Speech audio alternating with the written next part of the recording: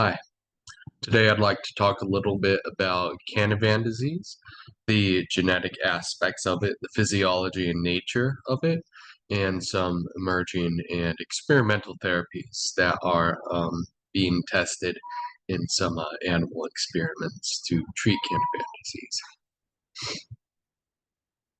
So, just some general information about Canavan disease. It is an inherited disease, and its site of mutation is on chromosome 17. It is autosomally recessive. It is under a class of diseases termed leukodystrophies. And so leukodystrophies are genetically based diseases, and they work by targeting white matter in the central nervous system. Canavan disease is divided into a juvenile form and an infantile form. The juvenile form is much more rarer than the infantile form, and it is typified by symptoms being not anywhere near as severe as the infantile form. With the infantile form, what we actually see is it's much more common, and the symptoms are much more severe, and outcomes are virtually always fatal.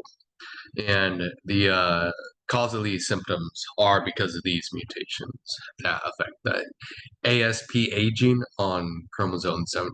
So let's dig a little bit into the nature of it. So in regards to the transmission and heritability of Canavan disease, it is autosomally recessive, meaning that both parents have to be heterozygous with the mutant gene for a person to be born with it.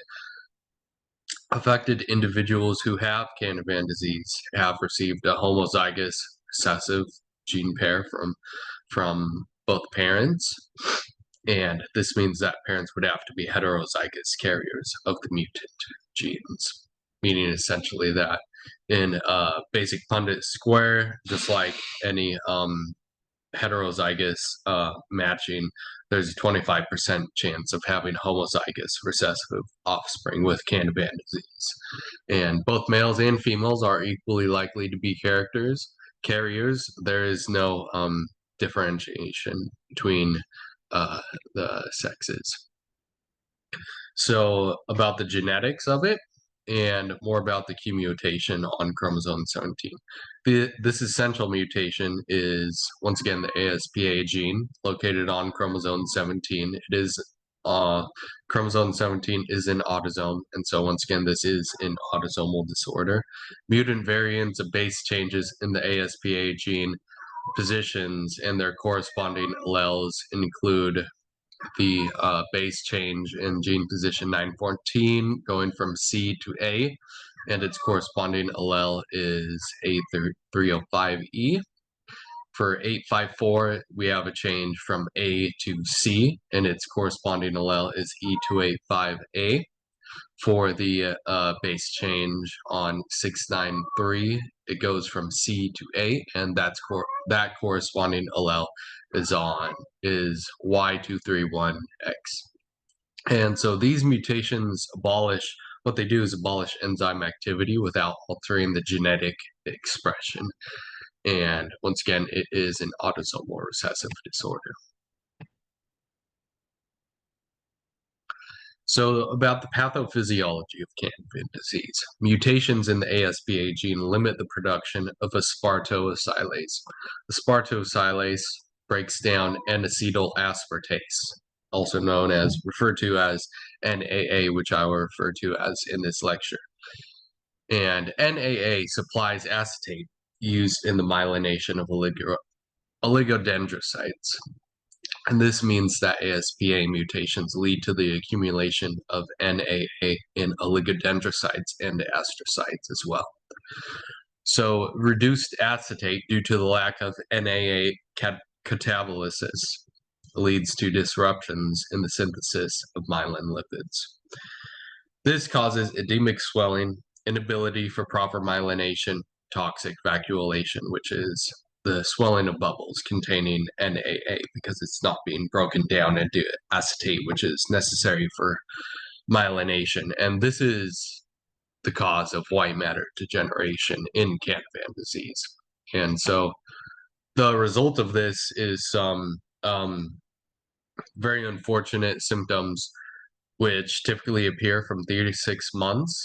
These include megalencephaly, which is the enlargement of brain tissue from that swelling and vacuolation, hypotonia, which is lack of control over head movement, deficits in motor function and control, again, corresponding to that lack of proper myelination, difficulty in eyesight, cognitive difficulties, and unfortunately, the symptoms eventually worsen, causing a regression in markers of development, including blindness in early childhood, eventual death before adolescence in cases of infantile forms of Canavan disease, which is the more common form of the disease. Symptoms in the juvenile form of Canavan disease are more mild, and they are typified by severe cognitive deficits that last throughout adolescence, and death typically occurs in early adulthood with the juvenile form. So it lasts um, a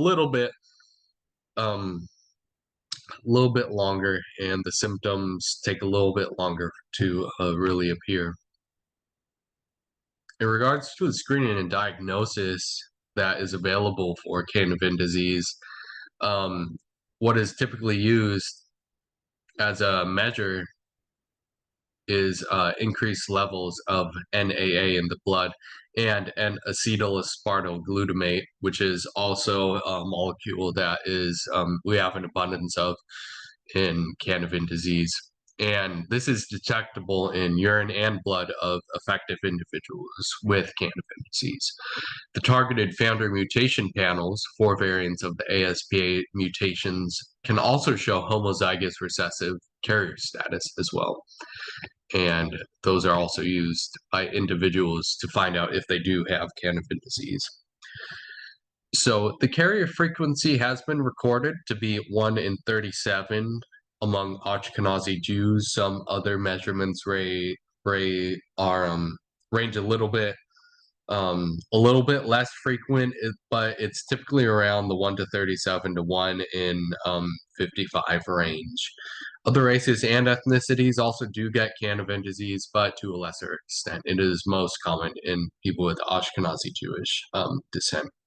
And because of the high prevalence and the severity that's typical in Canavan disease, the screening and diagnostic options are quite vast and are highly encouraged amongst Ashkenazi Jews.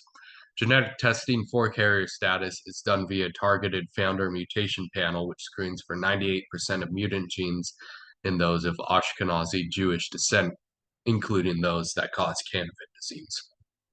All that's required for this targeted founder mutation panel is a blood draw or a saliva sample.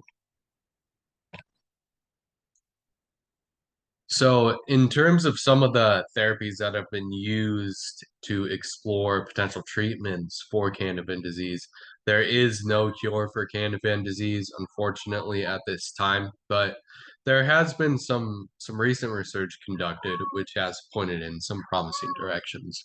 So alpha lipoic acid is an antioxidant that has been found to mitigate NAA-induced oxidative stress in the central nervous system, and most of these studies have been conducted on rodents, rats, and mice. One of the limitations of the literature and the current experiments is that Canavan disease is so rare that human trials are quite far and few between in terms of testing new treatments, therapies.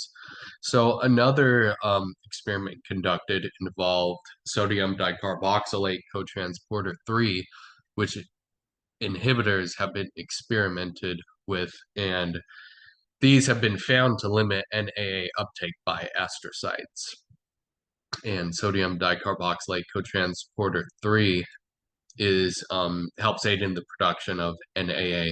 And so limiting that and inhibiting those molecules has been found to have some promising effects. Now, what I have found to be one of the most promising studies has been conducted by Froelich et al. 2022. And in this, AAV-mediated ESPA gene replacement therapy has been used to restore enzymatic function in vivo, and RNA interference silencing of NATAL curtails NAA biosynthesis. And so what Froelich et al. 2022 did was they combined this ASPA delivery and NAT8L knockdown to reverse vacuolation in mice with great results. The vacuolation and white matter deterioration in mice actually not only did it cease, but a lot of it actually reversed. And this combined gene replacement and RNAi therapy shows promising potential for future lines of research and treatment for Canavan disease. And here are some references from this presentation as well. Thank you.